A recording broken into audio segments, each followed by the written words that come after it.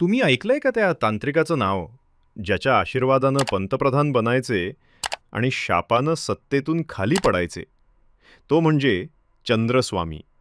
राजस्थानचा एक लहान मुलगा, नेमीचंद जैन. आणि पुढे तो बनला भारतातील सर्वात रहस्यमय तांत्रिक. राजकारण, पैसा, सत्ता सगळं त्याच्या एका फोन कॉलवर चालायचं म्हणे. इंदिरा गांधींपासून ते नरसिंहरावपर्यंत अर्ध्या दिल्लीचे राजकारणी त्याच्या आश्रमात हजेरी लावायचे. कोणी म्हणायचं तो सल्लागार आहे, तर कोणी म्हणायचं तो किंग मेकर आहे. पण हळूहळू उघड होऊ लागले मोठे घोटाळे, हवाला स्कॅम, विदेशी खात्यांचे व्यवहार आणि राजीव गांधी हत्याकांडाशीही नाव जोडल्याची चर्चा. सीबीआयने चौकशी केली, मीडिया भडकली, पण पुरावे कुठेच सापडले नाहीत.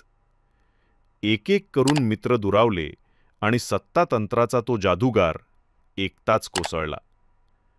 2017 मध्ये तो गेला. पण मागे सोडलं एक गूढ प्रश्न: दिल्लीतील खरी सत्ता नेहमी संसदेत चालते का, की कुठल्या तरी आश्रमातून? आणि मीडिया, जी त्याच्या भक्तीत वेडी झाली होती, तीच शेवटी गायब झाली.